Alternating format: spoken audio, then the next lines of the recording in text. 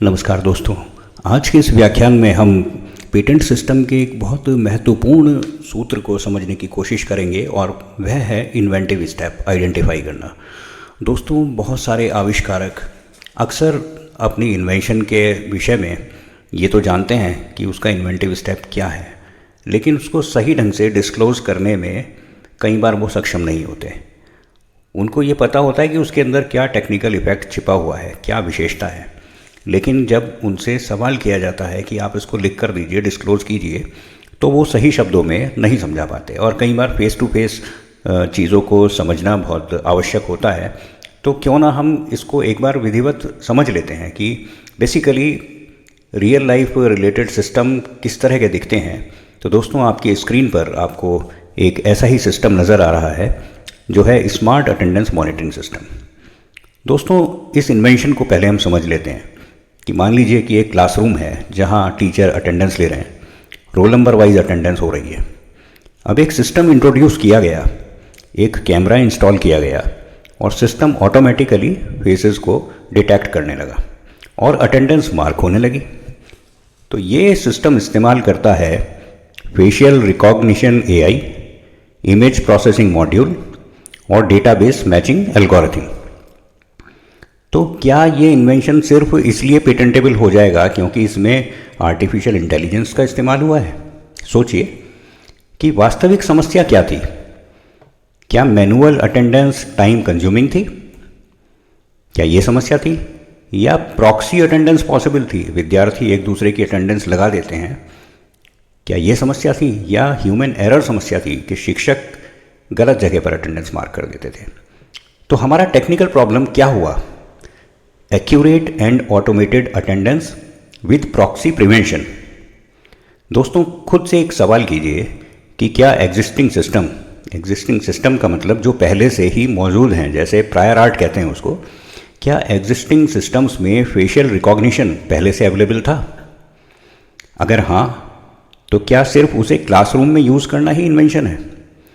तो ये किस संदर्भ में देख रहे हैं हम? ये क्लासरूम अटेंडेंस मॉनिटरिंग सिस्टम के संदर्भ में हम डिस्कस कर रहे हैं कि क्या क्लासरूम मॉनिटरिंग सिस्टम जो दुनिया भर में प्रायर आर्ट में मौजूद हैं उसमें फेशियल रिकॉग्निशन पहले से अवेलेबल था।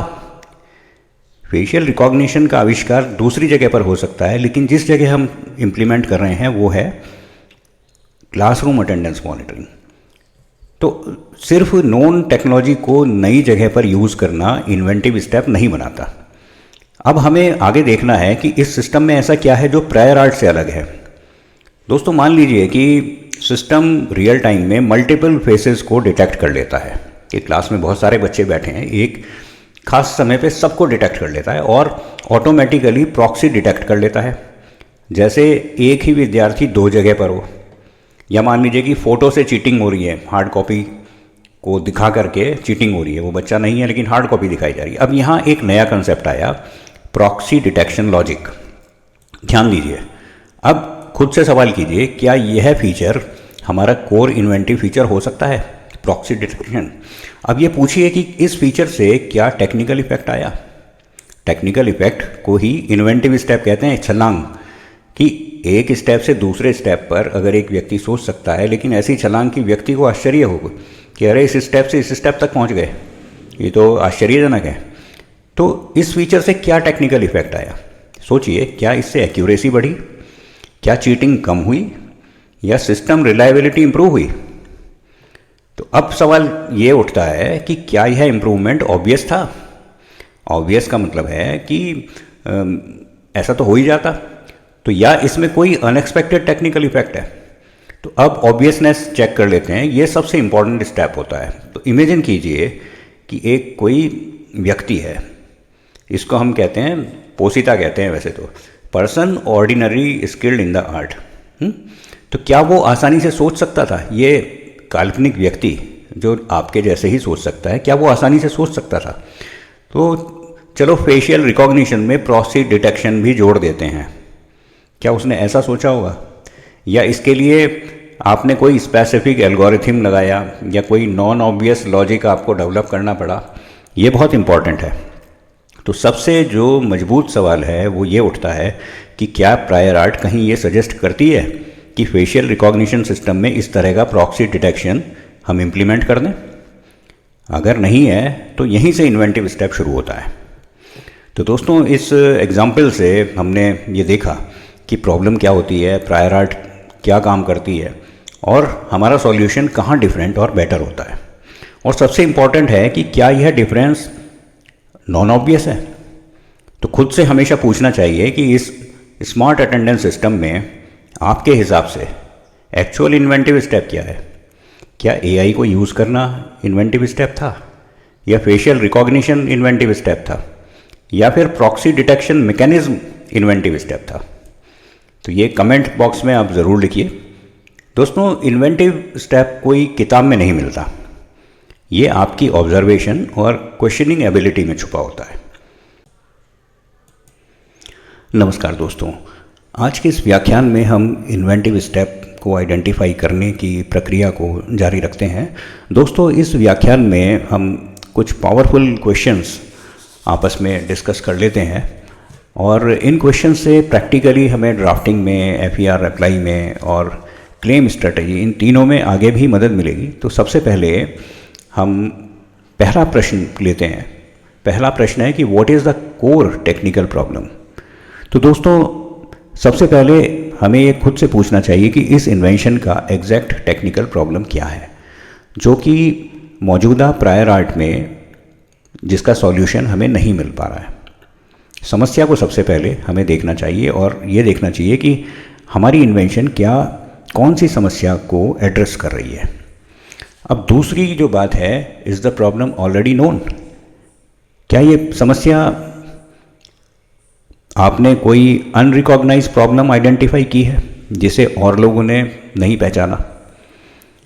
तीसरा सवाल है कि जो मौजूदा सॉल्यूशंस हैं जो एग्जिस्ट कर रहे हैं, क्या उनमें लिमिटेशंस हैं, क्या उनमें कुछ कमियां हैं?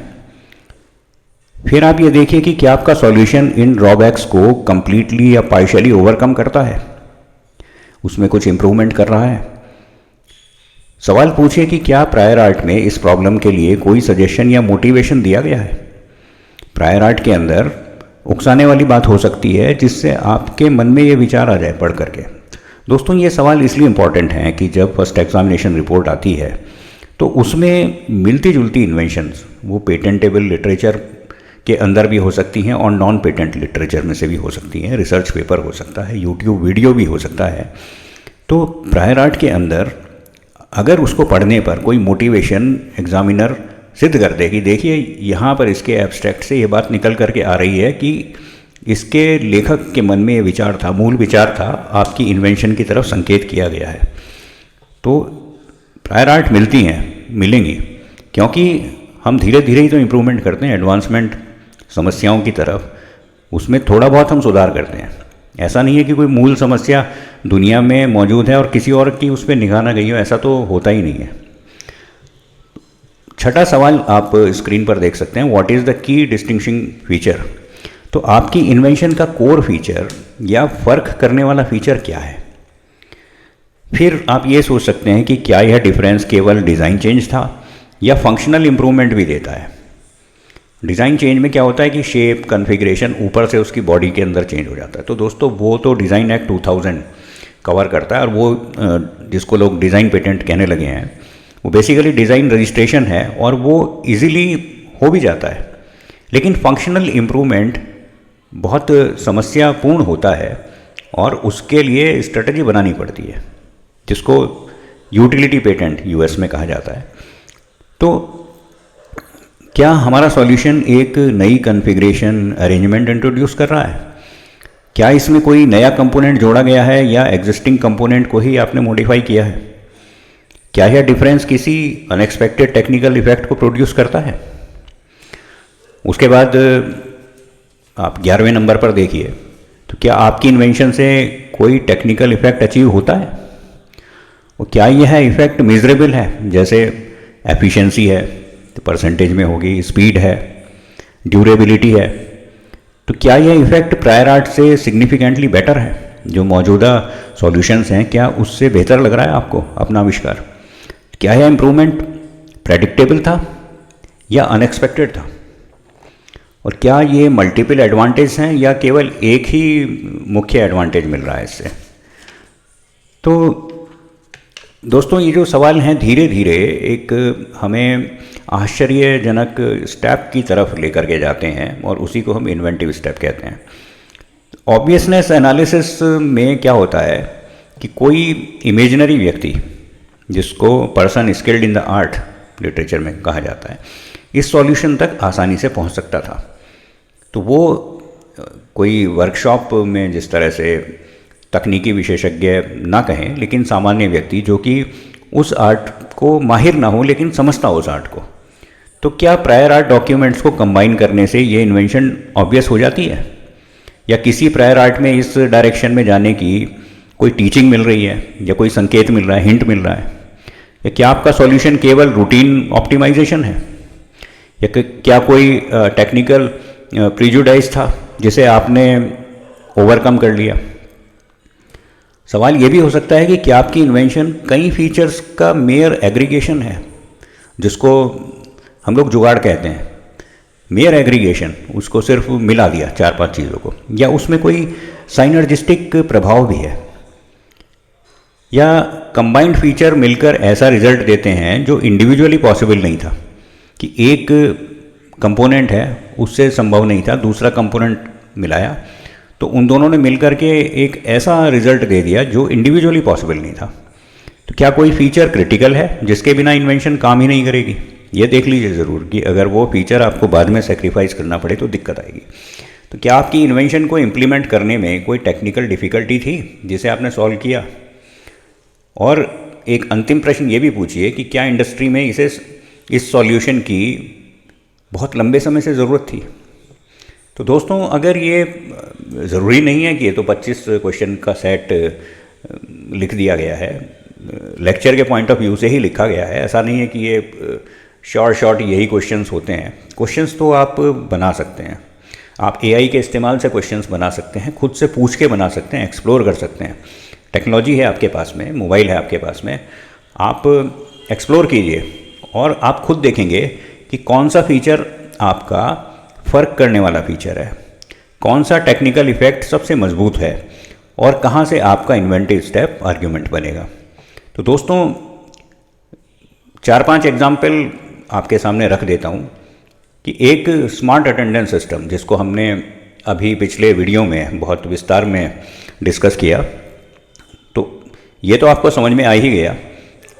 एक सिस्टम जो क्लासरूम में स्टूडेंट की अटेंडेंस ऑटोमेटिकली मार्क करता है और ये फेशियल रिकॉग्निशन एआई का इस्तेमाल करके प्रॉक्सी को डिटेक्ट करता है। तो अब इसमें सवाल हमने ये लिया था कि क्या इसमें इन्वेंटिव स्टेप सिर्फ फेशियल रिकॉग्निशन यूज़ करने में है या प्रॉक्सी डिटेक्शन लॉजिक में कोई टेक्निकल एडवांसमेंट है। ऐसा ही एक दूसरा सिस्टम हो सकता है AI based health risk prediction system. एक ऐसा सिस्टम है जो यूज़र के डेली इनपुट्स, जैसे उसकी नींद, उसकी डाइट, उसकी हार्ट रेट, ये लेकर फ्यूचर डिसीज़ रिस्क प्रेडिक्ट करता है और इसमें मशीन लर्निंग मॉडल का इस्तेमाल किया गया है। तो दोस्तों, यहाँ पर ये पूछना चाहिए कि क्या ये इन्वेंशन सिर्फ डेटा का एग्रीगेशन है या इसमें कोई नया प्रेडिक्शन एल्गोरिथम लगाया है या कोई नया टेक्निकल इफेक्ट निकला है जो प्रायर आर्ट से डिफरेंट है। ये बहुत ज़रूरी है। और तीसरा एग्जाम्पल हो सकता है कि smart traffic signal optimisation system, एक ऐसा सिस्टम जो रियल टाइम ट्रैफिक डेटा लेकर सिग्नल को डायनेमिकली कंट्रोल करता है। इसमें सेंसर होगा, एआई बेस्ड डिसीजन इंजन होगा।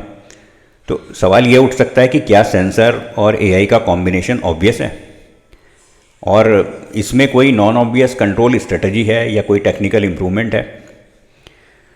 एक और एग्जाम्पल ले लेते हैं, AI based personalised learning system, एक ऐसा सिस्टम जो स्टूडेंट के परफॉर्मेंस के अनुसार कंटेंट अडेप्ट करता है यूजिंग अडेप्टिव लर्निंग एल्गोरिथम।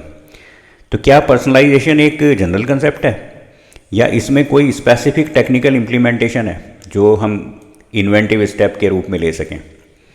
और एक और एग्जांपल ले लेते हैं, home automation smart energy management system, एक सिस्टम जो घर के अप्लायंसेस को कंट्रोल करता है और it is based on usage pattern using IoT और प्रेडिक्टिव एनालिटिक्स। तो इसमें सवाल ये उठ सकता है कि क्या यह इन्वेंशन केवल ऑटोमेशन है या इसमें कोई प्रेडिक्टिव कंट्रोल मैकेनिज्म भी लगा है जो एनर्जी एफिशिएंसी में अनएक्सपेक्टेड इम्प्रूवमेंट कर दिया। तो हम कह सकते हैं दोस्तों कि इन्वेंटिव स्टेप कहीं बाहर नहीं होता, वह हमारे इन्हीं सवालों के जवाबों में छिपा होता है। बस हमें सही एंगल से उसे देखना आना चाहिए। तो दोस्तों बहुत बहुत धन्यवाद।